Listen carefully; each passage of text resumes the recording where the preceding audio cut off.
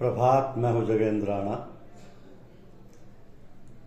आज की हमारी आध्यात्मिक चर्चा का विषय है महानीच कर्म। महानीच कर्म। लोग गुरु बनने के लिए लालायत रहते हैं। इसे अपने लिए बड़ा अच्छा ऊंचा पद समझते हैं।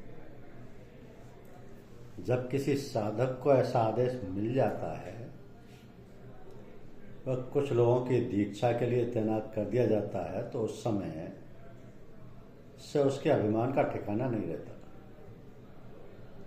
और वह औरों से अपने को बड़ा समझने लगता है। उनसे सेवा लेने और उन पर हुकूमत करने का अधिकारी अपने को जानने लगता है। कई लोग तो इस लालच में बिना किसी पूर्ण पुरुष का आदेश पाए हुए ही अपने को गुरु प्रसिद्ध कर देते हैं। कई झूठा प्रचार करते देखे जाते हैं कि अमुक महात्मा की ओर से आज्ञा है। कई स्वप्न में, कई समाधि अवस्था में आदेश मिलने का दावा करते हैं। ऐसे मनुष्य अज्ञानी और मूर्ख हैं। ये लोग असलियत से कोसों दूर हैं। हमको तो इससे बुरा और नीच कर्म अध्यात्म संसार के प्राणी के लिए दूसरा नहीं दिखाई देता। पहले अपने ही संभालने की चिंता थी, अपनी उन्नति की फिक्र थी। अब सैकड़ों का बोझ और सिर पर आलता। कितनी जिम्मेदारी है। अपने दोषों को दूर करो, अपने मल और आवरणों को हटाओ, साथ ही दूसरों को भी शुद्ध कर आगे बढ़ाते चलो। तो अभी तक अपने घर के मैल मिट्टी को ही हटाने का काम था। अब सैकड़ों और हजारों के घरों की सफाई का काम तुम्हारे ऊपर आ गया। क्या ये कोई अच्छाई है या इसमें आराम है? सोचो और समझो। मनुष्य कितना ही अपने को बचाए, परंतु सफाई करने के समय वह मुमकिन नहीं है कि शरीर धूल मिट्टी से दूषित ना हो। थोड़ी बहुत गंदगी उसके जिस्म से ना लगे, ये तो संभव नहीं है। और यही तो गुरुओं को करना पड़ता है। अपने हृदय को मलों से साफ करना होता है और साथ ही जितने जिज्ञासु उसके संपर्क में आते हैं, उसके शिष्य बनते हैं, उनके मल भी निकाल कर उन्हें बाहर फेंकने होते हैं। बिना ऐसा किए वे अधिकारी ही नहीं बन सकते, इस और आगे चल ही नहीं सकते। तो यदि कोई गुरु अपनी इस ड्यूटी को पूरा नहीं करता, तो वह गुरु का सच्चा सेवक और आज्ञाकारी नहीं समझा जाता। आगे यही अपराध उसे ले डूबता है और जो शक्ति आज्ञा देने के समय दी जाती है, उससे छीन ली जाती है। तो ऐसे कई दृष्टांत हमारे सम्मुख है जो गुरु पद को प्राप्त होकर ठीक रास्ते पर नहीं चले, पर जहाँ एक काल में प्रतिष्ठित और पूज्य थे, सैकड़ों शिष्यों से हर समय घिरे रहते थे, शक्तिहीन होने पर दूसरे काल में वही ऐसे कोरे रह गए कि एक एक करके सभी उनका साथ छोड़ दिया और फिर कोई बात करने भी उनसे नहीं आता था। इसलिए साधकों में से यदि भाग्य और दया से ये पद किसी को मिल जाए तो उसका गर्व ना आए, गर्व ना लाए, अपने को बड़ा पूज्य ना जाने, बल्कि छोटा और सेवक समझ के काम करता जाए। श्री कबीर साहब ने कहा कि गुरु नवे जो शिष्य को ताको कहिए संत। सत्संग और शिष्यों के विषय में मेरा तेरा का अभिमान भी ना आने दे। मालिक न बन बैठे, बल्कि गुरु या भगवान के को मालिक समझता हुआ उनकी ओर से बतौर मुनीम या मैनेजर के सारा काम करे। ये भी अहंकार ना लाए कि इतना काम मेरी योग्यता से हुआ है। इसके लिए भी दिल में ऐसा विश्वास रखे कि जो शक्तियां मुझे दी गई हैं, उन्हीं के प्रताप से सब हो रहा है। मेरा कुछ भी इसमें नहीं है। मैं केवल निमित्त मात्र हूँ। जो लोग ऐसे भाव लेके मैदान में उतरते हैं, उन्हीं का काम पूर्ण हो पाता है।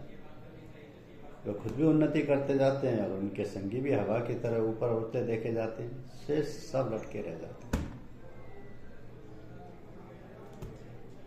एक बात यह भी याद रखने की है कि सेवकाई और छोटे बनने का भाव अंतर में ही छुपा रहना चाहिए, प्रकट होकर व्यवहार में नहीं आना चाहिए। वरना सोसाइटी का प्रबंध ही बिगड़ जाएगा।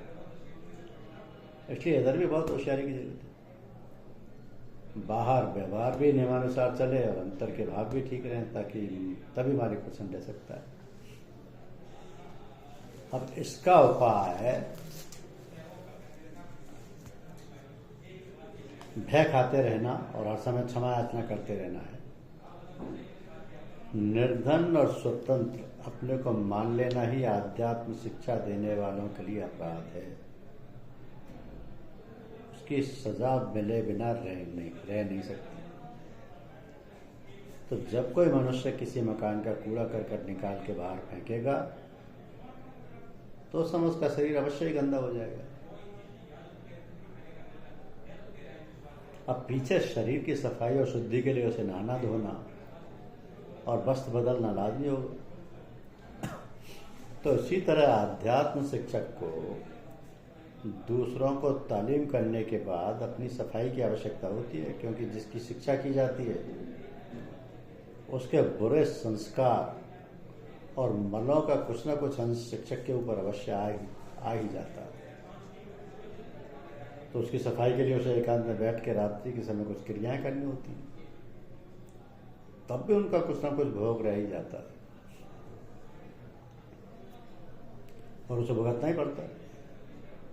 तो ब्रह्म विद्या का शिक्षक कभी सांसारिक सुखों से सुखी और काया से निरोग नहीं रह सकता। यह बहुत बड़ा कथन है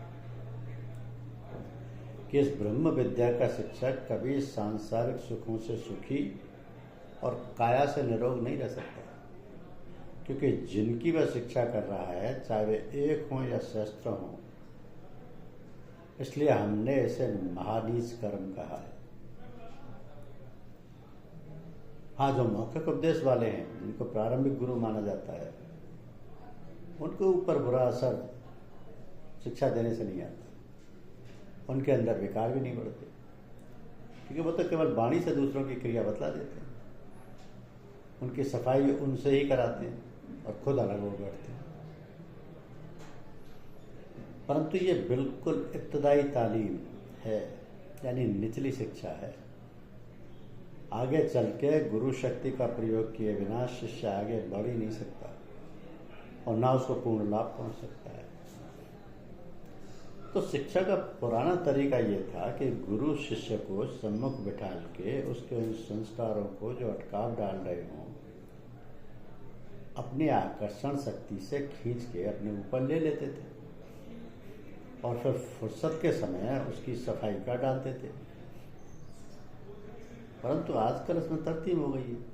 अब अपने ऊपर ना लेके वायु में फेंक देते हैं और अपने को जहाँ तक हो सकता है उस गंदगी से बचाते हैं। परंतु फिर भी कुछ ना कुछ अंश अपने ऊपर भी गिर ही पड़ता है। उस समय शिक्षक यदि सामर्थ्य ना रखता हो तो बहुत ही हानि पहुंचती है। उस समय की जिसे वह शिक्षा दे रहा था उसे तो लाभ पहुंच ही जाता है, परंतु खुद उसका अंतःकरण अंधकार और मनों के ढेर से ढक जाता है और सारी हालत यानी कि आंतरिक अवस्था उसकी गायब हो जाती है। तो कई बार गुरुजनों के मुख से हम ऐसे शब्द सुनते आए हैं कि वह मनुष्य बड़ा ही गंदा था, हजारों मन मैले की टोकरी हमारे ऊपर पटक गई। हमारे कई साथी दूसरों की शिक्षा करने में ही बिगड़ गए। एक तो थोड़ी भूल हो जाने से ही पागल हो गए और अब तक उनका दिमाग खराब है।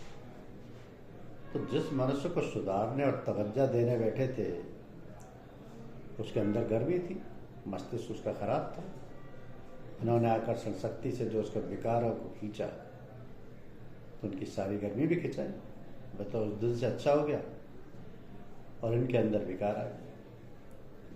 तो जो उसके शरीर और मस्तिष्क में थे, यदि उसी दम उन विकारों को अलग करने की क्रिया का प्रयोग किया जाता तो इन्हें हानि ना पहुंचती, क्योंकि ऐसा नहीं किया गया, इसलिए वो सब इनमें घर कर गए।